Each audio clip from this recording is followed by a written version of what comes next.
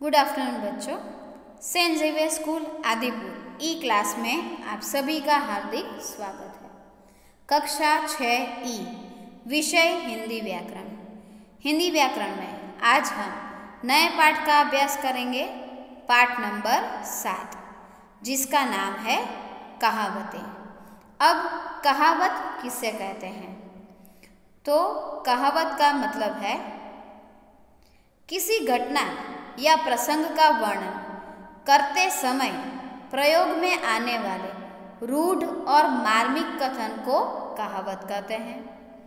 किसी घटना या प्रसंग का वर्णन करते समय એટલે કે કોઈ પણ ઘટના કે પ્રસંગનું વર્ણન કરતી વખતે એના પ્રયોગમાં એટલે કે ઉપયોગમાં આવેલા રૂઢ और માર્મિક।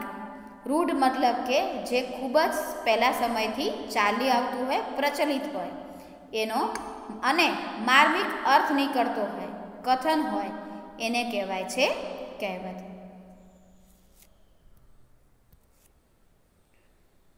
આપણે ગુજરાતીમાં સમજીએ તો વારંવાર પ્રસંગ બનતા હોય, એના પરિણામે એ પ્રસંગના પરિણામ સ્વરૂપ જે કંઈ બોલાતું આવતું હોય, ચાલતું આવતું હોય, એને કહેવાય કહેવત। બરાબર? એટલે કહેવાય છે કહેતા કહેતા આવે તે કહેવત। લોકોના મોઢેથી કહેતા કહેતા જે નીકળે એ કહેવત છે। એટલે કે કોઈ પણ પ્રસંગ કે ઘટના જ્યારે બનતી હોય અને વારંવાર એ પ્રસંગ બનતા હોય, એના પરિણામ સ્વરૂપ કોઈ એ વાક્ય અથવા જે બોલાય એ વારે વારે કહેવાતું હોય, વારે વારે, ત્યારે કહેતા કહેતા કહેવત આવે છે એવું કહેવાય છે। बराबर? किसी घटना या प्रसंग का वर्णन करते समय प्रयोग में आने वाले रूढ़, रूढ़ એટલે પહેલેથી ચાલતું આવતું હોય એવું, और मार्मिक अर्थ, मार्मिक कथन એટલે કે નિશ્ચિત મર્મનો આપણને મર્મ સમજાવતું હોય, સાર સમજાવતું હોય, અથવા તો કોઈ ભેદ સમજાવતું હોય એવું કોઈ કથન હોય, એને કહેવાય છે કહેવત। आगे हम अभ्यास करते हैं।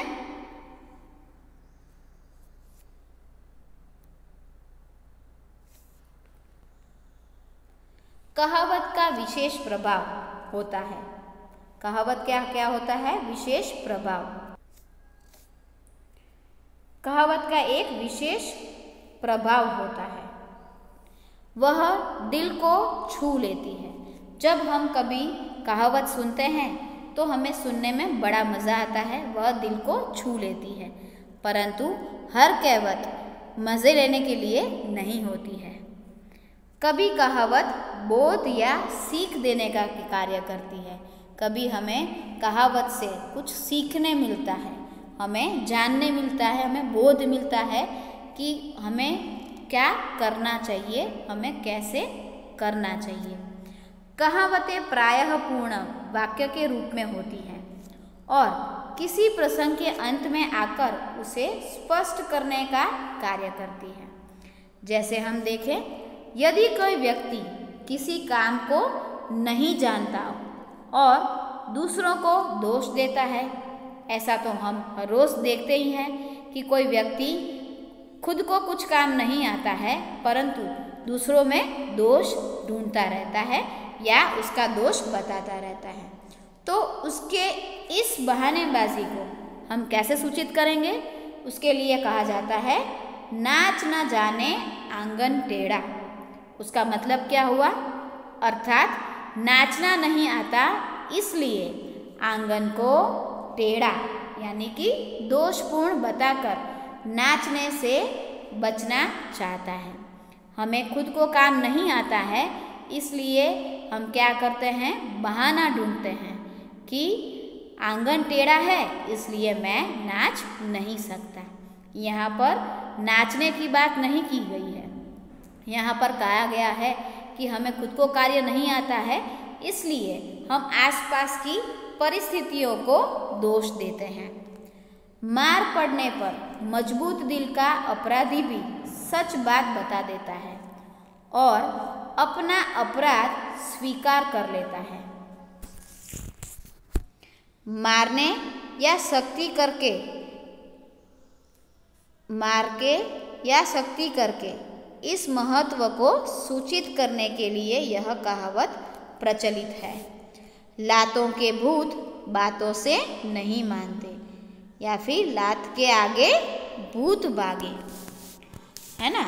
यानी कि मार पड़ती है तब अच्छे अच्छों की बोली खुल जाती है, अच्छे अच्छे बोलने लगते हैं। जो अपराधी होते हैं वह मार खा के फटाफट तोते की तरह बोलते जाते हैं। इसलिए यहाँ कहा है लात के आगे भूत भागे, यानी कि जब लात पड़ती है तब लोग फटाफट सही बोलने लगते हैं।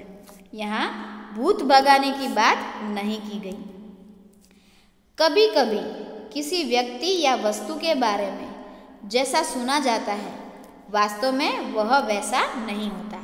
हम देखते हैं हमारे आसपास बहुत सारी व्यक्ति या वस्तुएं ऐसी होती हैं जिसके बारे में हमने सुना तो बहुत बड़ा बड़ा और अच्छा होता है, परंतु वास्तव में जब हम उसे मिलते हैं या देखते हैं तब हमें पता चलता है कि उसमें तो इतना कुछ अच्छा या खास है ही नहीं।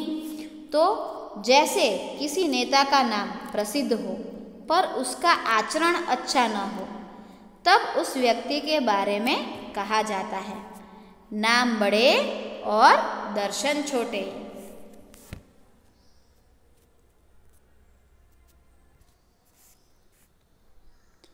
आगे देखेंगे।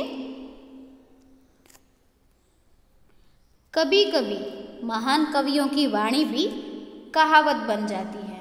हमने पहले ही देखा कहावत का अर्थ समझते समय ગુજરાતીમાં આપણે સમજ્યા કે વારંવાર કોઈ પ્રસંગ બનતો હોય અને એના પરિણામ સ્વરૂપ જે બોલાતું આવતું હોય એને આપણે કહેવત કહીએ છીએ। એટલે કહેતા કહેતા આવે તે કહેવત। તો આવા ઘણા મહાન કવિઓ છે જે બોલતા આવતા હોય તો એમની બોલી પણ કહાવત બની જાય છે। जैसे कंगाली में आटा गीला, जिसका मतलब है कंगाली में आटा गीला, तो जिसका मतलब है एक मुसीबत में दूसरी मुसीबत आना। दूसरा है का वर्षा जब कृषि सुखाने, अर्थात खेती सूख जाने पर वर्षा होने से क्या लाभ, यानी कि ज़रूरत के समय चीज़ न मिले और बाद में मिले तो उसका महत्व नहीं रहता। तीसरा है अंधों में काना राजा, राजा जहाँ मूर्ख हो वहाँ थोड़ी बुद्धि वाले की भी इज्जत होती है, सब उससे पूछते हैं। इधर कुआं उधर खाए, यानी कि दोनों और बड़ा संकट होना, यानी कि एक तरफ जाएं तो उधर भी गिर जाएं कुएं में और दूसरी तरफ जाएं तो उधर भी गिर जाएं खाई में, यानी कि दोनों तरफ संकट है। पांचवा है जहाँ चाह वहाँ राह, यानी कि तीव्र इच्छा हो तो उसे पूरा करने का कोई ना कोई रास्ता मिल ही जाता है। मूवी में हमने कई फिल्म में सुना है हमने कि अगर आप किसी को इस तरह चाहें तो पूरी कायनात उसे मिलाने के लिए कार्य करती है।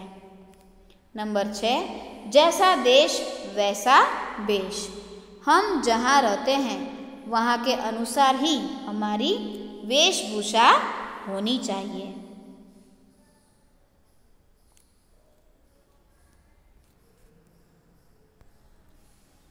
आगे अभ्यास करेंगे हमने पुस्तक में से यह कुछ कहावतें पढ़ी। अब हम पुस्तक का स्वाध्याय देखेंगे।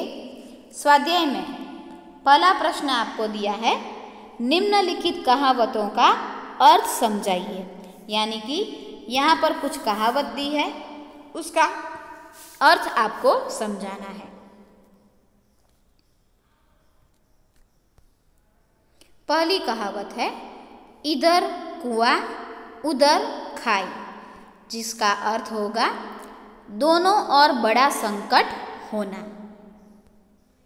नंबर 2 पर दूध का दूध पानी का पानी, अर्थात गलत और सही का पता लगाकर सच्चा न्याय करना, यानी कि कहीं पर कुछ गलत हो रहा हो तो परिस्थितियों को अच्छे से पहचान कर उसका सूझबूझ से गलत और सही का पता लगाकर न्याय दिलाने का कार्य करना, उसको कहते हैं दूध का दूध पानी का पानी करना।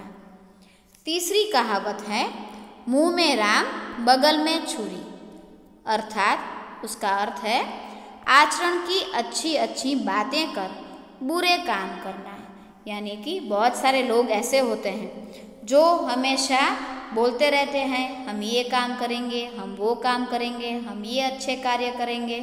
ज़्यादातर हमारे नेता जो आए दिन हमें विकास का यानी कि अच्छे अच्छे कार्य करके देंगे वैसा वादा करते हैं, परंतु काम पूरा नहीं करते हैं। और आचरण की अच्छी अच्छी बातें करके बुरे काम भी बहुत सारे लोग करते हैं। जैसे कोई भी लोग हो, पहले हमें अच्छे आचरण की दुहाई देते हैं कि वह अच्छे कार्य करेंगे और बाद में वही लोग बुरे काम करते रहते हैं। जैसे बोलते हैं ना कि मुंह में राम राम राम राम करते हैं मुंह से और बगल में होती है छुरी, यानी कि वह बुरे काम भी करते रहते हैं राम नाम का नाम लेकर। आगे देखेंगे प्रश्न नंबर 2। प्रश्न नंबर 2 में है अर्थ के अनुसार कहावत लिखिए। पहले प्रश्न में हमने कहावतों का अर्थ समझा, अभी दूसरे प्रश्न में हमें अर्थ दिया गया है, उसके अनुसार हमें कहावत लिखनी है। पहली कहावत है पीटने के डर से अच्छे अच्छों के होश ठिकाने आ जाते हैं। उत्तर है लातों के भूत बातों से नहीं मानते। दूसरा,